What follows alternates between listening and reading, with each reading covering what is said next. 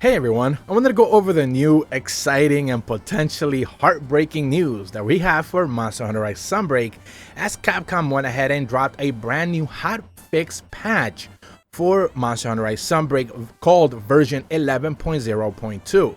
They are basically going to address some of those issues that, if you have been watching my channel for the past 2 weeks or so, they have been talking about, as plenty of bugs that were introduced in version 11.01, aka free title update number 1, basically brought with it a ton of brand new issues that were affecting many players. Capcom took notice of this, they needed to address them, and the discussion at some point was whether they were going to drop a hotfix patch or they were actually going to go ahead and wait until free title update number 2 to go ahead and address some of these issues. But alas, they did not wait. They dropped the hotfix patch, and this one is gonna be one for the ages because there's some changes here that people are not gonna be happy about. So first and foremost, if you haven't already updated and you are interested in armor augmenting, probably don't do that just yet. Do not update your game. I know on Steam the server automatically updates whenever you try to boot up the game unless you change that manually, but on the Nintendo Switch you have the option to manually do that as well. So make sure you know that going in whenever you try to boot up your game, that there's a brand new patch that is gonna change some things around. So the patch is live right now, so you can certainly take advantage of that or avoid it if you so want. So first and foremost, when they mention bug fixes and balance adjustments for players, they mentioned that they fixed an error that occasionally occurred if you register an equipment loadout containing a weapon with a rampage decoration. Roll back the upgrade for that weapon and then try to select a particular equipment loadout again. This is something that they addressed in one of those bug fix notifications that they did on social media, where they basically said, yes, if you try to do rampage decorations, elevate that to a second tier or a third tier, and then you try to change that loadout, it basically kind of reverts the game a little bit. It kind of pauses it or freezes it. I think it was something along those lines. So they definitely took notice of that one that they needed to address. Now the next one, you should have been already seeing that on the screen right now. As I was reading the patch notes myself, my first reaction was, well, there it is. Pretty much, it happened. The thing that people were so scared of actually happening, it finally did.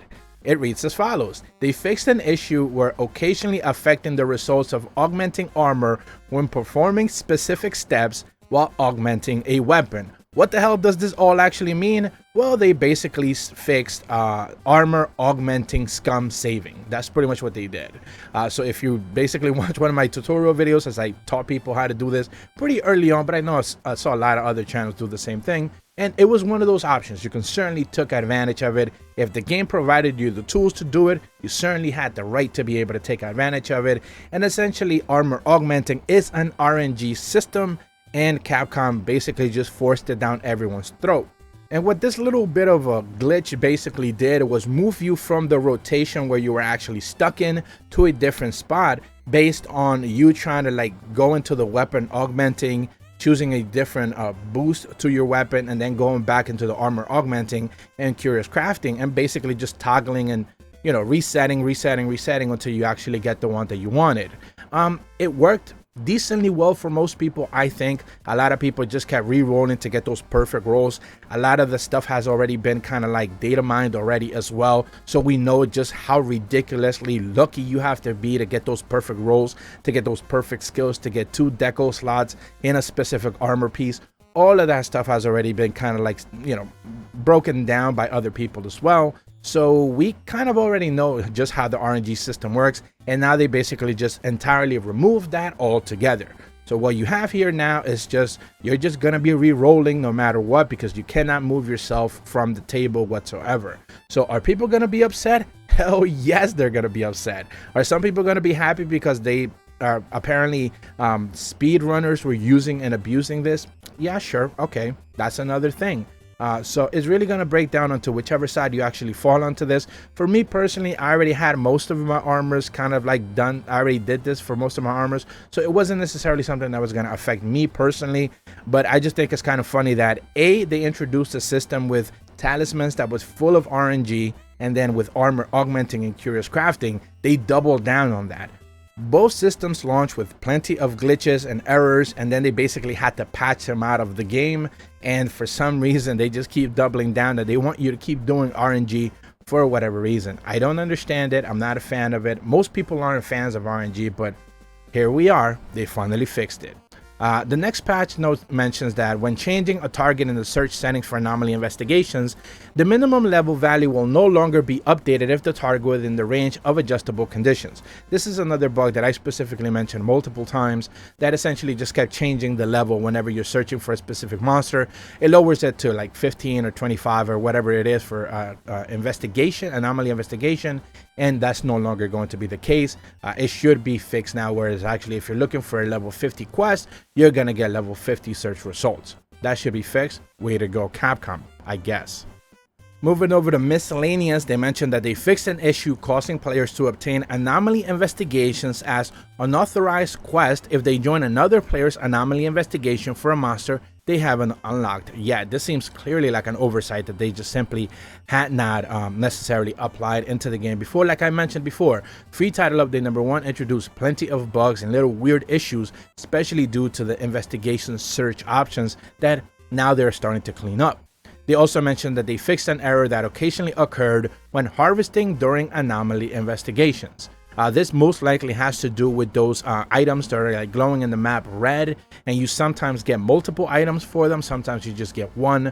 So there might be one of those where like you're just supposed to get 2. It multiplies the number of results by 2 instead of just continually just getting 1. Most likely that is the issue. They fixed an issue preventing anomaly investigations joined by multiple players in the same lobby for showing you the same search results for a joint request. Now this one was another interesting one because essentially if you're trying to like join a quest for another player who had been joined in a lobby with another player, essentially the friend, a local friend or something like that, those quests would not show up in the search queue for whatever reason. So that seems to have been addressed. There's a lot of matchmaking issues, especially on PC. So, you know, we're just going to have to wait and see if they're actually going to try to address those going forward. Speaking of the PC version of the game, they mentioned that on Steam, a detailed body hair on character for monsters is now properly displayed when the anti-aliasing is turned set to FXAA. This also ensures the body hair is properly displayed when NVIDIA's DLSS is enabled. This was updated on August 10th, according to them. I've heard Digital Foundry mention this, oddly of all things.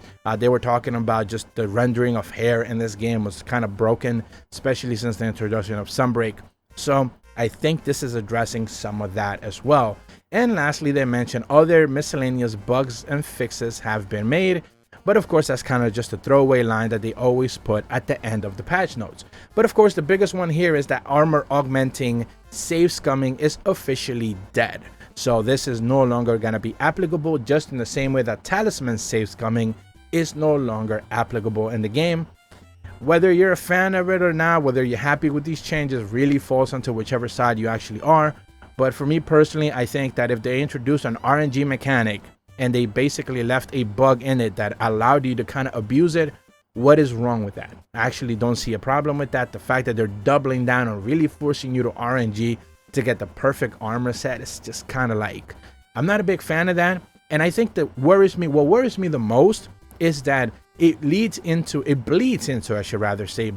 probably a better term, as it bleeds into a potential RNG fest for whatever the next game is. Every single Monster Hunter since World basically has introduced RNG mechanics one way or another, and this one is just making it and doubling down on it even more.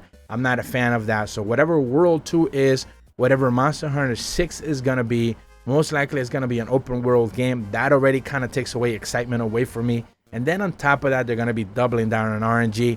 That is not fun. That is not something that I think a lot of people are interested in playing Monster Hunter for. You want to hunt and you want to be able to know what you're going to get. Yes, there is an RNG based on some of the rewards. You have a 2% of getting a mantle, a 3% to be able to get a sphere, whatever those things are. Like, yes, technically those are RNG, but you can kind of like work your way around that. Whereas when it comes to like actual augmenting and stuff like that, it's just completely baseless. It's just the game just doing whatever the hell it wants, and it's not necessarily fun. Unlike the weapon augmenting, where you kind of specifically know what buffs you're going to get for your weapon, the armor curious crafting is just random. And there's just no tell as to what it is that you're going to get. There's no way to kind of even suggest the game that you want defense or skills or decals or anything like that. Maybe if they would add that in, you know, maybe that would be a one way to go about it, but it seems like they're just doubling that on the RNG aspect of it, and I'm sure a lot of people are not going to be too happy. But that's about all the information that we have now. We know that the next patch is going to be 12.01. That is free title update number 2, dropping in late September, around September 28th or September 29th.